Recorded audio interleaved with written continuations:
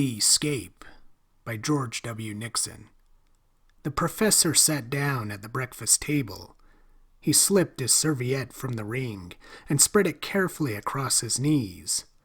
Then he folded the morning paper in a neat oblong, placed it to the left of his plate, and read as he ate. A delicate precision characterized all his movements. His slim, white fingers held the knife and fork as though they might be soiled in the contact, and his highly polished nails gleamed in the morning sun. There was, indeed, nothing about the man to suggest a scientist of European reputation. He had an air of feminine daintiness, though cruelty seemed to lie in his thin lips, in his white snapping teeth, and in his cautious eyes, often half closed. His smooth, silky hair, his neat shoes and socks, like his well-manicured hands, showed him as vain of his appearance as a woman, and, strangely enough, he had an irrational antipathy to mice. Once, while a student, the professor spent a night of agony in his bathroom, tottering in the dawn to his room pale and sweating. He had been about to enter the bath when a slight rustle drew his quick attention. Turning, he saw a mouse emerge from a hole in a corner of the room and make its way with a sidling movement along the wall. The professor dropped cautiously to his knees, and at the sound the rodent paused. He held his breath, and the mouse ambled across the room to within a few inches of him. An unnameable repugnance seized the watcher, and at his exclamation of disgust the mouse scuttled back to its hole. The professor sat with fearful eyes fixed upon the tiny aperture through which the mouse had disappeared, waiting for its return. What seemed interminable hours passed before the soft rustle again broke the stillness.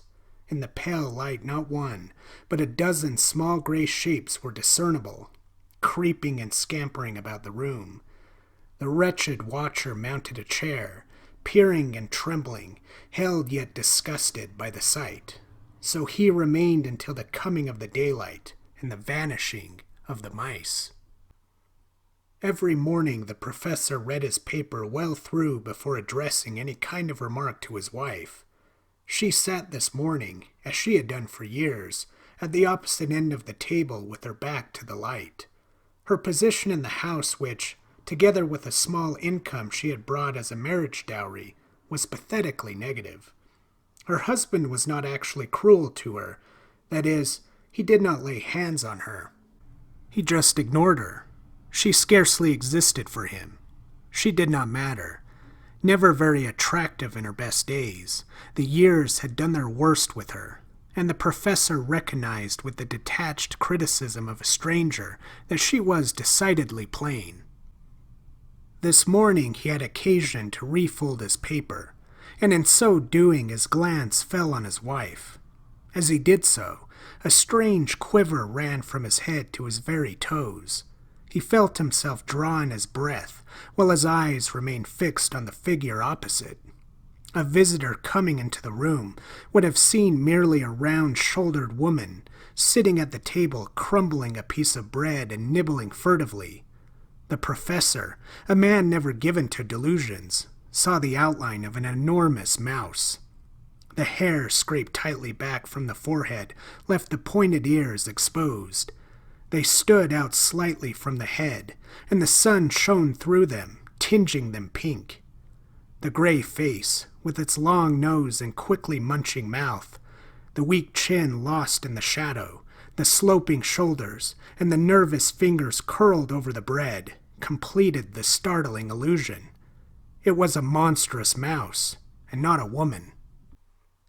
A passing cloud obscured the sun, and the impression lost its vividness.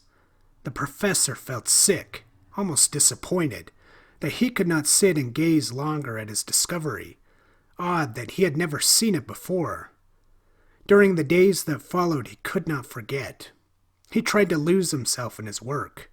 He spent hours in his laboratory, but the memory would not go. He found himself watching his wife stealthily. He even took to creeping in on her unawares.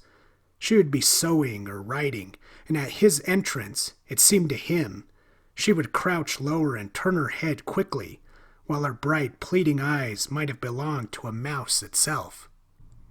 In his own room, the professor tossed and turned at night and thought over all the little tricks he had discovered in her.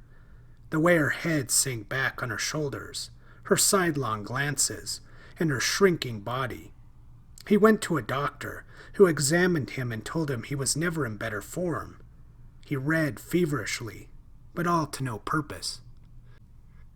It was with feelings of mingled relief and disappointment that he received his wife's announcement that she was going to spend a fortnight with her sister.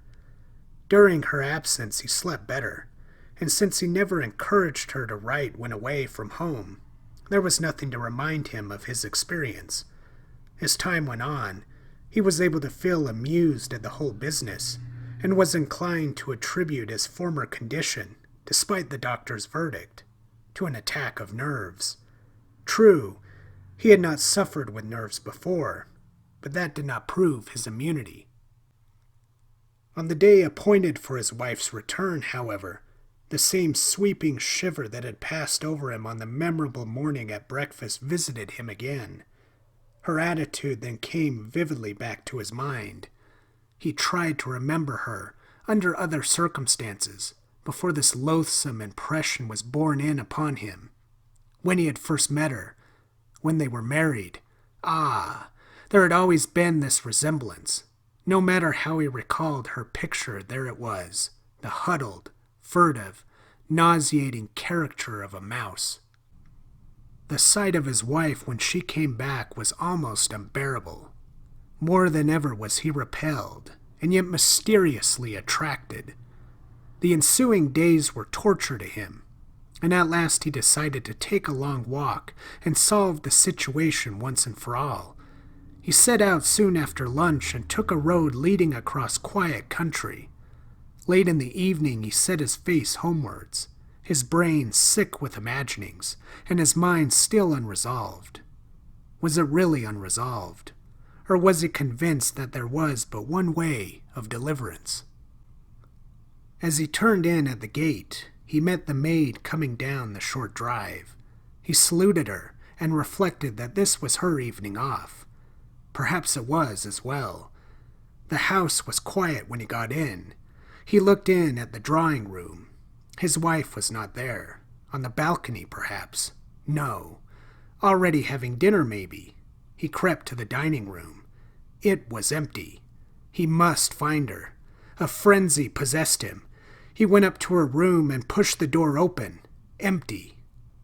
She had never been out like this before. But he would find the wretched creature. He sped from room to room until he reached his study. His eyes, dry and burning, fell on a letter propped against the clock. He seized it in his shaking fingers and read the following letter from his wife. I have gone for good. By the time you get this, I shall be many miles away. Nothing will induce me to return, and I do not flatter myself you will try to make me. I am aware it will sound mad, but for some weeks past I have been unable to rid myself of the idea that you are a cat in human guise. It first came over me one morning at breakfast when I looked up and saw you glaring at me. The shape of your head, the expression of your mouth, were a cat's. Your hands were cat's paws. I tried to dismiss the notion, but could not. You crept about and seemed to be ceaselessly watching me. My life was untold torture. The fortnight away did no real good. I thought the hallucination would pass. It seemed to be worse, and I grew so mortally afraid that I am afraid to be near you. I have enough to live on. Goodbye.